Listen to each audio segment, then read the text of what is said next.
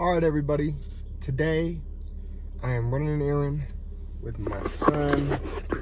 Can you scoot up some? Can I get past you, please? I am running an errand with my son. Jeez. And they didn't fix the road.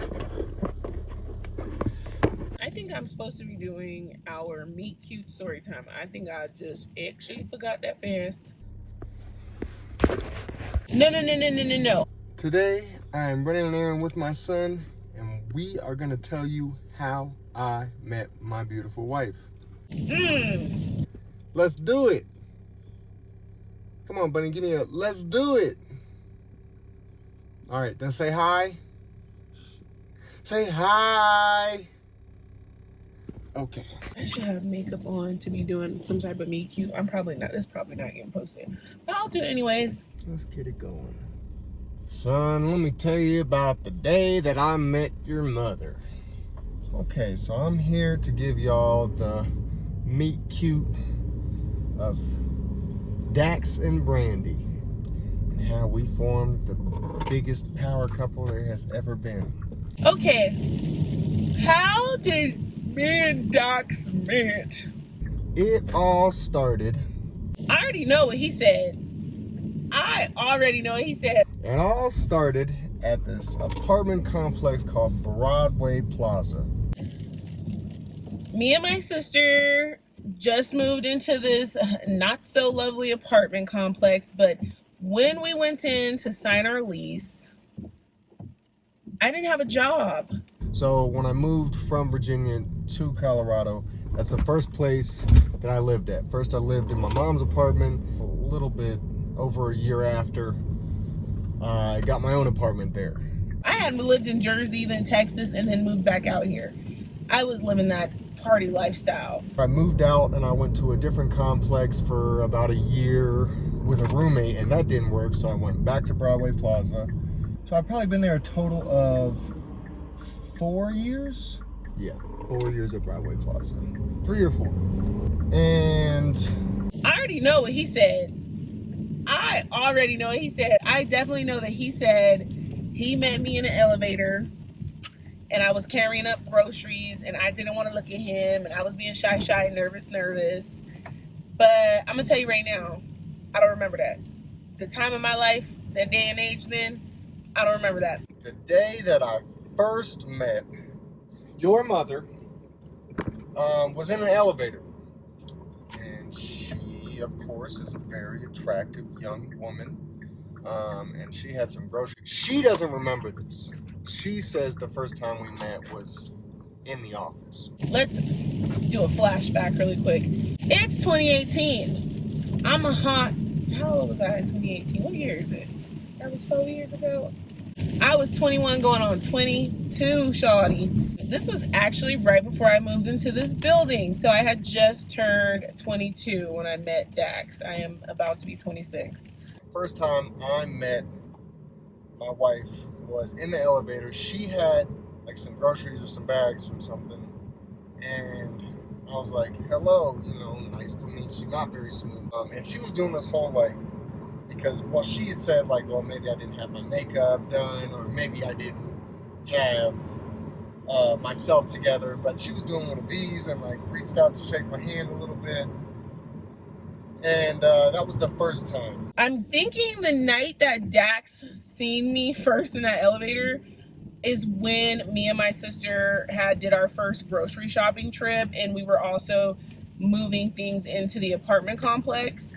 That is the only reason I would assume that we were taking that back elevator, because there was a back elevator and then there was another elevator to where I actually was at and like lived where my unit was. And so that's the only reason I would think that. Now, what she'll say is the first time we met was in the office. So she worked for Broadway Plaza. She ended up getting a job there. She was a leasing agent. Me and my sister moved into this apartment complex. As we're signing our lease, I'm like, hey, do you need anyone to work here? I'm looking for a job. And she's like, actually, I am. And she's like, have you ever been a leasing agent? I'm like, no. but I worked in customer service my entire life. So basically, long story short, get a job at the apartment complex that I'm moving into right before moving in there. So I was starting my job right after we moved in. Because after that, I thought I'd never see her again. The first time I saw her, I said, oh yeah, let's make it happen. Start working in the leasing office, and Daxy Poo comes in the office one day, and at first I see him. I really don't think that much of it, but at the time I was talking to someone else, so I didn't pay any mind to it. Dax would come in there occasionally looking for packages, but once again, I had just started this job and I was talking to someone else, so I wasn't paying any mind to this. From that point on, I would continuously pop up at the office and say, oh, I'm here for a package, or oh, I'm here to pick up a package for my mom, knowing dang well I didn't have no package. As soon as I got in and they said, oh, or she said, oh, we don't have your package, I said, oh, okay, well, I'll just kick it for a few. I also was not picking up on the fact that this individual was continuously coming into the leasing office looking for packages. And his mom at the time lived in the apartment complex as well, above his unit. And so he would come in looking for packages for him, but not only for him, but also for his mother. Still not paying any mind to it, right? And then I made a habit to stop by the office right before I went to the gym in my short shorts, in my white beater, and my tank top, or after I went to the gym, real sweaty and whatnot, and make my presence known. One day, Dax comes in, and this was after he got done working out. It was obvious. He comes in with like workout shorts on, like little hoochie daddy shorts, and sweating a bunch with a muscle shirt on, and Dax has a lot of tattoos and stuff, and I see him. He had already been coming in, so I see him and he's sweating and he's looking all good and stuff. So I look to my coworker and I'm like, yeah, I'm a do something with him. Like immediately, that's all I thought to myself, and then so I said it to her, and I'm like, yeah, like whatever. So after a couple weeks of doing that, well, you could tell there was some flirtation in the air. He was very quiet, guys. No lie, he really didn't say anything to me besides, I'm looking for a package. and then he's like, can you check for my mom too? Mind you, now that I know him, now that this is my husband, his voice is not that deep. Let's put that out there. His voice is not that deep, ladies and gentlemen. So he was making his voice deeper so that I would like him. Yeah, babe. Now I know. She is the it girl of Denver. If you were to look at her Facebook page, she had nonstop people hitting her up, and people would be stopping by the office, people that I knew at the apartment complex, to try and flirt with her and whatnot. And she had just got done telling me that a guy left a sticky note, or walked in, left a sticky note on her desk and said, here's my number, you're gonna call me. And she told me that. So I was not just gonna leave a sticky note with my number, because it already seemed like she was trying to warn me that, like, hey, don't do that, do something else. So then also my manager had came in and she was like, do you know this guy, ... And I actually never really had paid attention to his name before when he was asking for packages. And she was asking, like, do you know who so-and-so is that lives in unit for whatever unit he used to live in? And I'm like, yeah, I know the white boy who comes in for his packages. And she's like, yeah, him. You guys would make a really good couple. I'm gonna make that happen. And I was like, what do you mean you're gonna make it happen? She's like, do you notice that like he comes in here a lot and stuff? And I was like, I mean, he comes in here to look for packages for him and his mom. And she was like, he's not coming in here for packages just for him and his mom. Like, you know when you order a package and when something's supposed to come. And I'm like, hold on a second. Most of the times he comes, there's no packages for him. Like, I was very organized and I would check and read it off. And I'm like, yo, I really haven't been paying attention. Mind you, there were other guys in this building that were continuously coming to the office to talk to me.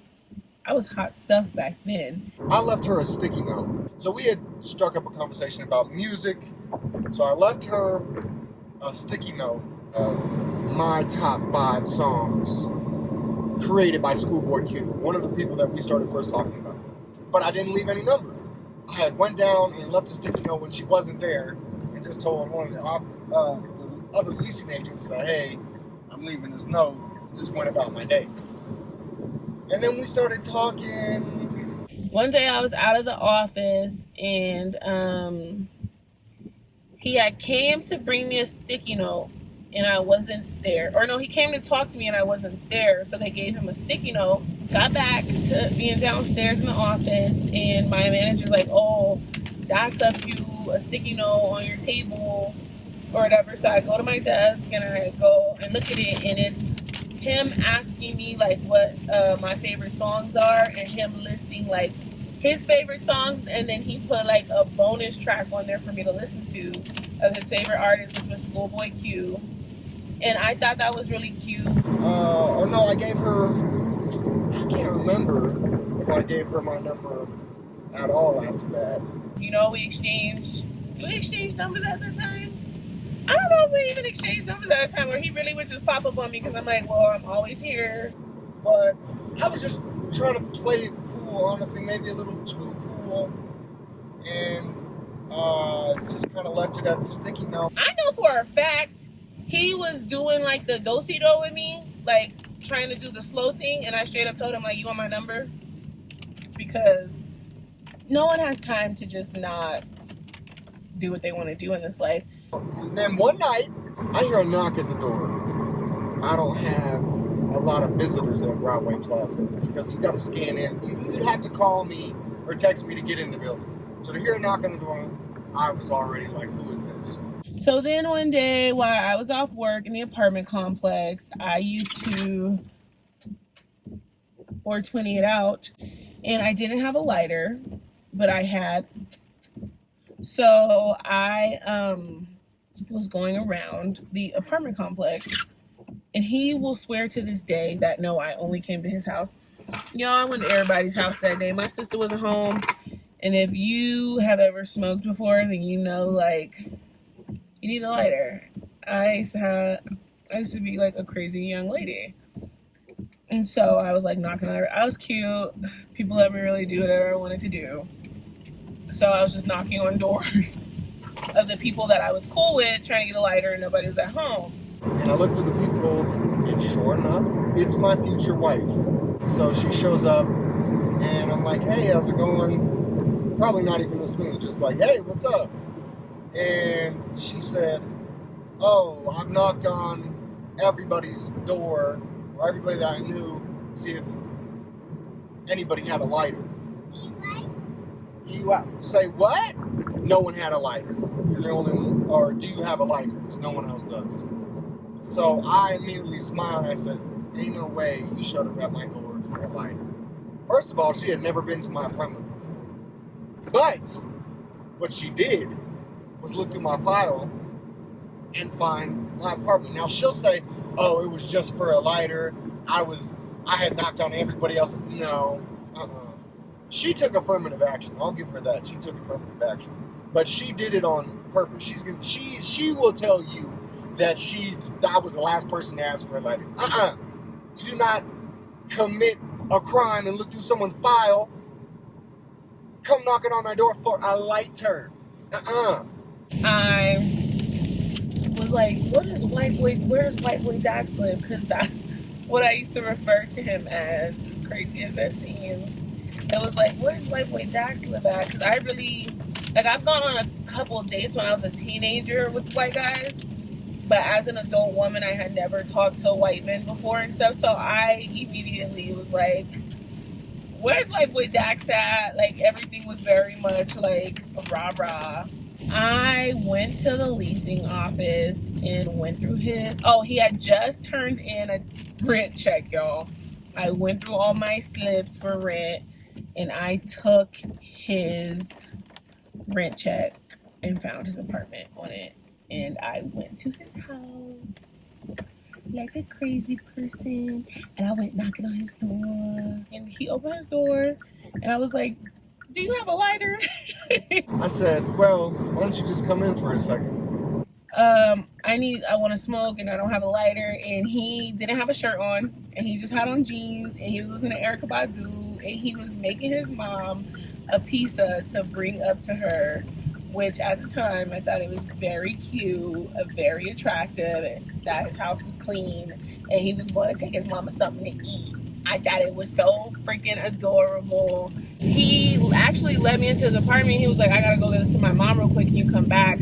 I actually went upstairs to the roof, drank some wine with another coworker of mine, and I came back to his house. And this is at the time that we were in our adolescence, and we partook in smoking marijuana. And I said, well, if you've got a blunt, I'll give you a lighter, a blunt for a lighter. She said, for real, a blunt? Like a whole blunt for a lighter? And I'm from the East Coast, so I just meant like the actual cigar. But she thought I meant like the whole bust down cigarillo filled with weed. No, I did not. She was like, dang, okay, yeah, I'll trade that. So she was about to give me the whole blunt filled, and I was like, no, just a wrap. I'm like, can I have a lighter, please? And he's like, yeah, if in exchange, if you give me a blunt. Guys, in the terms, a blunt is a whole blunt, like weed. Nah. He didn't say he wanted a wrap. He said a blunt. So I'm thinking this man wants weed from me, and so I'm like, I don't got a blunt rolled, but I got so I pulled the broccoli out my backpack, and I'm like, here, yeah, I guess you can have it. Since I guess if I was like, I don't know if there's an even exchange for a lighter, but like I really need a lighter right now, so I'll give you some. He's like, oh no, I got my own broccoli, but like I could roll it up for us to share, and you could have the lighter. It was this little blue lighter, you guys. And I'm like, oh no, I really just needed a lighter, but thank you or whatever. But I'm like, yeah, if we're gonna smoke, guys. So from that point on, we started conversating. What will you? What may you? What have you? And we actually talked that night. No drinking, no smoking. Just talked for like 6 to 7 hours. I had like staging furniture that my aunt had given me, like uncomfortable couch, uncomfortable bar stools, or these like lounge seats that didn't really make sense to be at this at the bar. It wasn't really an island, but it was the counter. And we sat there for 6 to 7 hours and just talked. The time just went by. We just talked about really everything. We kind of got in depth. Honestly, we got very in depth about like what we're looking for. And at the time, me, Mr. Coolio, I was expressing like, oh no, I'm not looking for a relationship. I got out of a serious relationship. It was terrible, and I'm not looking to get back into anything right now. Oh no, I don't want kids. I just definitely don't want kids. Don't want kids right now. No, in my mind, I wanted a relationship. I wanted a family. Now, at the time, I was living a different lifestyle, and I didn't really expect those things to happen. I knew in the back of my mind that was not something that was really feasible. But I wanted it. I for sure wanted it, but I was telling her something completely different. From that point on, it just kind of clicked. Pretty much after that, me and Mr. Della Penna were inseparable. Like, he lived on the 4th floor, I lived on the 5th floor, on the opposite end of the building, and we used to just kick it all the time. I wear my heart on my sleeve. I fall in love fast. Let me tell you something. I have made the mistake of telling girls that I love them very quick, and this was the time I said it very quick. I told her I loved her on the third day, and it was not a mistake. Let me tell you that. I knew in my heart that I loved her, that she was the one. She really did have this spark, this elegance, this, like, the way she held herself. I had never seen someone so confident and not cocky, but just very sure of herself and what she was saying and the way she spoke. Like, it was very, very attractive to me. It was something that I had honestly never seen before with the girls I was dating. So I was just so smitten at that time with him. Goodness me, with just his whole vibe that he had going on that night. And then, I think she says 4 months. 4 months later, she was pregnant with our son. So not a lot of buffer in between time to to really date. We didn't travel anywhere. Like, we were young. We were young at heart and mind, and we were just living our best lives at the time. Well, I'm saying all the time, we only knew each other for 4 months, or dated for 4 months before I got pregnant with Dash. And yeah, we just started an entire family and we started everything off of chance, and it really worked out. She is my soulmate. She is my partner for life. And honestly, it was such a chaotic thing, but he's calling me right now. I'm gonna get off.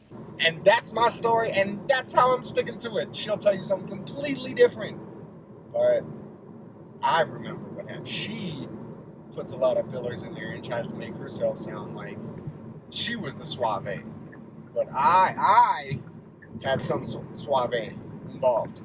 It's not just her. I also partook in suave.